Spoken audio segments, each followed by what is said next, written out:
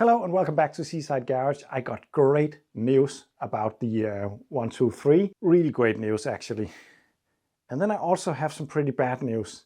And it's quite important to start with the good news because the bad news might make the good news a little bit. Let's take the good news first, because this is the right automatic transmission for this car and it's extremely rare. Thank you to all of you who have been trying to help me. They are really, really rare. There are a lot of transmissions for the W123, but the 300 turbo diesel needs a special one because it's got different torque figures and all that.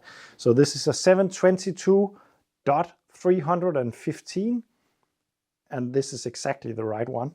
It's perfect. It wasn't cheap, but on the other hand, it wasn't expensive either because they are nowhere. I got one opportunity in Dutchland that was more expensive than this, and then a couple in the States which was cheaper than this, but then comes the shipping of an automatic gearbox with liquids in it and all that. I wouldn't even start to imagine how expensive that would be. This is exactly what I need to save the W123.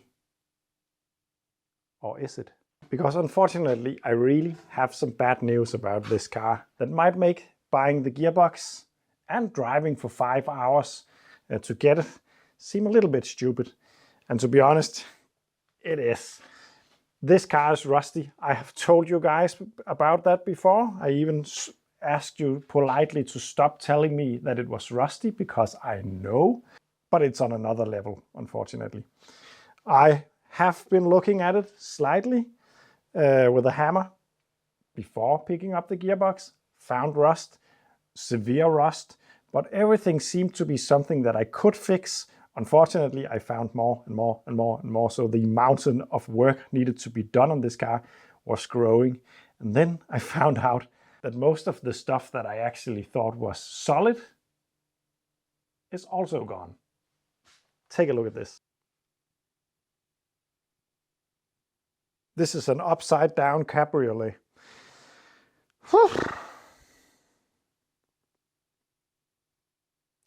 Yeah, we're going to take a look at the other wheel arch because I have just removed the inner wheel arch on this side and found out the scale of rust issues in this area. We're going to do the same on the other side, and I'm going to bring you along. I don't think it's that bad on the other side, but this has caught me off guard. And you might ask why that is, because yeah, I could see all this from miles away almost. But what surprised me a bit is that it seems as though the areas, for instance, this area I thought looked pretty solid. This, it turns out, is a patch that is just spot welded onto some material that is also pretty much gone. And then on top of it all, it has been painted with this kind of stuff that is just falling off in flakes. This is some kind of rubberized sealer kind of thing. I thought it was under carriage protection at first, but when you start pulling in it, it just, yeah.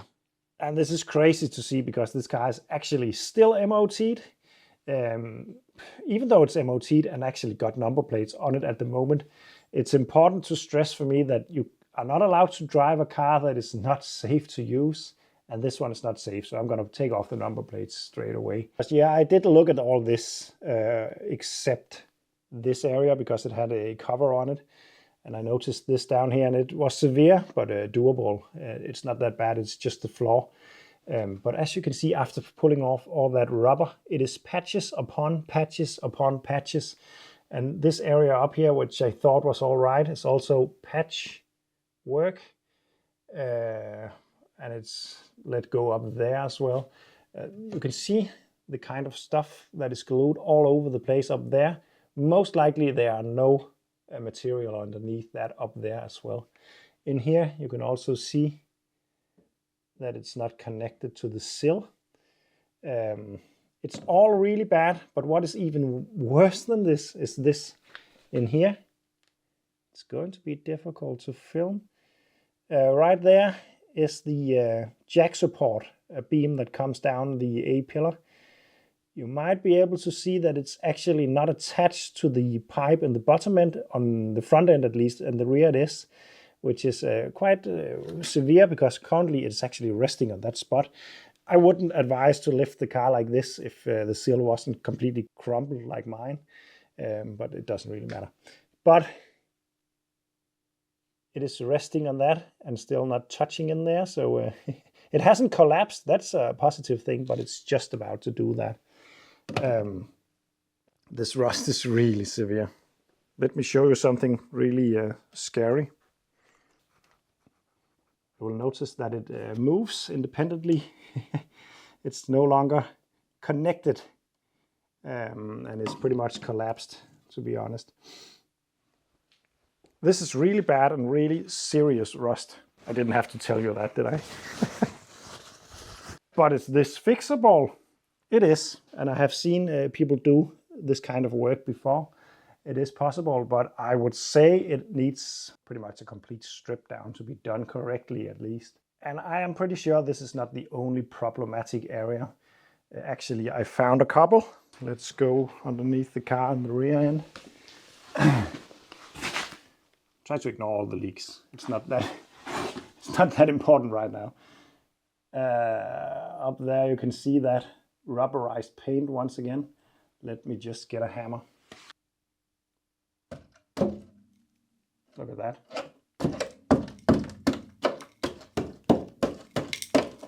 This area is also completely gone. Is it fixable? Yeah, but it's a lot of work. Then take a look at this in here. I'm not sure how serious this is because I can't really get in there to really look at it, but it's really close to the subframe mount, and I would be surprised if we don't have rust in that subframe mount area also. Also, this is is actually part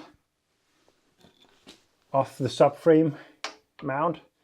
This bracket goes to the floor and attaches to the subframe mount, and yeah, I think you get the point.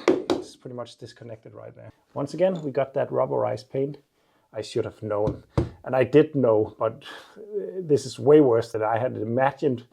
And I do know that rust is always 10 times worse than you think, but this time it's more like 100 times worse than I had imagined. So yeah, we got the same issues on the other side, also up there.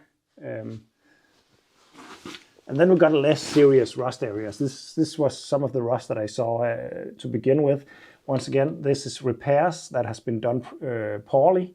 It's a metal plate that has been welded onto the floor and then sealed around the edges, but it hasn't really been welded. That it's just spot welded a couple of places, and yeah, it's completely useless, to be honest. Same goes on the other side. Now it starts to get serious because this is the frame rail. You'll notice it's got a hole there. It's only there though, so it's fixable for sure. The other frame rail on the other side also got some, but it's solid, so that's good enough. This part of the floor though is a bit open also. But let's try to investigate this side of the car, because I think it's better. It looks a lot better, but maybe it's not. Maybe it's just as bad as the other side. It's just not visible. You can see that area got that rubberized stuff. So maybe, yeah, yeah. But it is way better in this side than the other side. But it's not good either. Let's just rip off this plastic bit to investigate, just for fun. I pretty much has decided something that I will tell you about a little bit later. But let's investigate that area. I'm going to remove the wheel, and then I'm going to take the inner wheel arch off, and then we're going to try to see if we can punch some holes in there.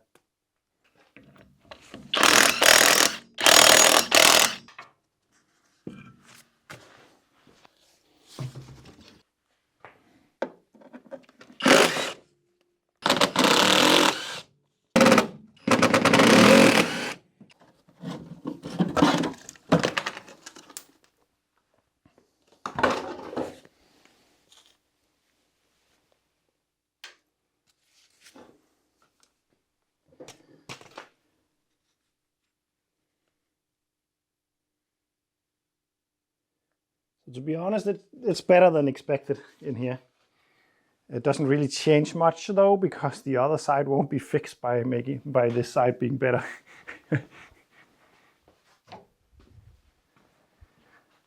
And also, let's find out if it's actually any better, because it is looking pretty thick.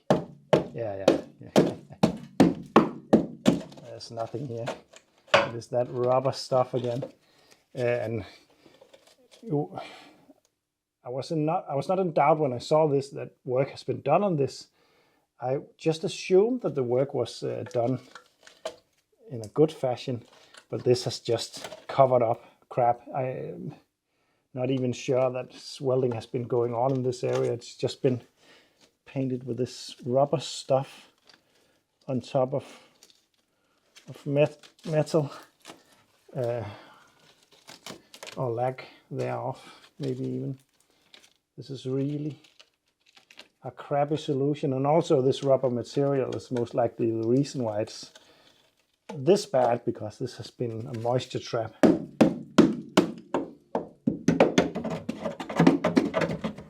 Yeah, it's also crap there. What about that strut jack support? Oh, that's looking pretty nice actually. Now this is definitely fixable. If this was the only thing, I wouldn't be that worried. But still, this is just extreme. And another example.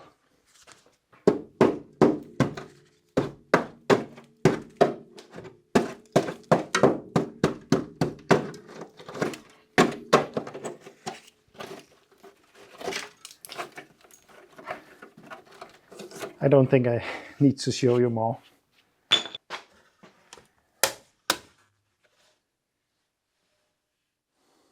Let's do a little more hammering action, because some people get some satisfaction out of pushing dimples, and this is pretty much the same, I think. At least actually I kind of, not the dimple things, but punching holes can be a little bit satisfying in a really weird way. But you can see in here as well, we got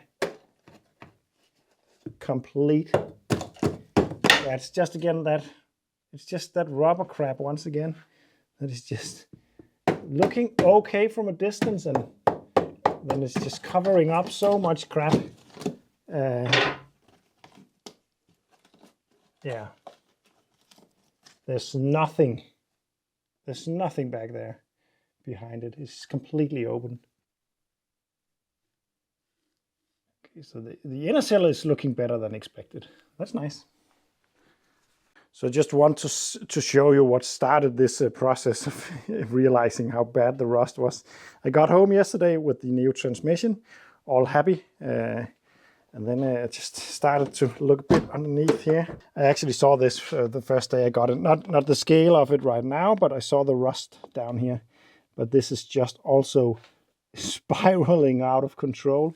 And the outer seal is not connected to the floor. And it's just... It is so extremely rusty. I wouldn't want to do an emergency stop in this from a high speed, or a low speed even. I want to get one thing straight. I was not cheated into buying this. It's not. I wasn't scammed. The owner of this car did not know the state of this car. I'm sure of it, because I have worked in this car for my friend quite a lot of times.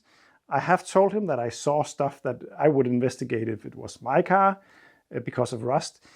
He was pushing the rust thing in front of him, trying to fix the engine and all the other stuff. If I had seen the scope of this, I would have told him not to drive it at all, because it's just too dangerous. So even though I have done a really bad swap with the Ford Escort on this one, the only bad guys in this, in my opinion, is the one who got this through the MOT. This is a classic car in Denmark. That means there are 8 years in between MOT. There is still 2 years left on this one. Believe it or not, 2 years left on it. So 6 years ago, this passed the MOT, and I am convinced that the rust was bad back then also. It has just been covered up by small plates, stitched with a very few amount of stitch welding, and then a lot of that gluey stuff on top of it. It's not the correct way to do it. It's not a safe way to do it. It won't pass the MOT if the MOT man actually noticed that it's fixed in this method. I find it really weird, even 6 years ago, that this car was well enough for an MOT, even though it also has been standing in not perfect condition for the last few years with a wet interior. That has hurt it a lot, and that has hurt it to an extent that I was expecting to find and would be able to fix. But the problem is the old repairs are so bad. If you were to save this car, I think it needs a complete strip down. It needs to be flipped on the side and actually sandblasted or acid dipped or something to really see what's left, and it won't be a lot. This just officially became the project that I own that it requires the largest amount of work. I'm sure of it, at least on the bodywork. The engine is pretty nice, and the gearbox, I got another one. But this is not gonna be my winter car at all. I'm actually unsure if it's even going to be my project car. I have to think about that because this might be a little bit too much for me. I don't know. Right now, I'm just gonna take the number plates off and deliver them to the MOT station and retrieve the tags and all that. And then I'm gonna put this in storage, and then I'm gonna think about the future of this. I might sell it as it is if anyone wants to buy it. It is a really nice car. It's a really special car. It's a really desirable car. It's a 7-seater, 300 turbo diesel. This is the turbo. It's not. A lot of people get that confused because the non-turbo is also called TD, but you need the turbo on the on the tailgate as well. So this is the 300 TD turbo, and it's a nice car, 125 horsepower or something like that. I really was looking forward to driving this around. It's not going to happen. I hope to one day be the owner of a daily W123, not necessarily the diesel, but we'll just have to see. It's not going to happen this time. So what's going to happen about my winter car situation? I just don't know. The good thing, I drive very little at the moment because I work here. So I'm just going to the local shops to buy some groceries and to the local car parts shop to buy some car parts. So I could just use the C25 4x4 camper, but it's not ideal to use a diesel car for short trips. This is a diesel as well. I didn't really think that through. I also got the Lancia 112 Abarth. It would be a shame, but I am not driving a lot. Maybe some of the other projects that I have lying around is closer to, or I know a lot of the other projects that I have lying around are closer to an actual MOT and safe state than this one. So I might pick one of those up. I might buy another one, a cheap banger, if I can find something interesting. It needs to be fun, otherwise I will just fade away and turn to dust.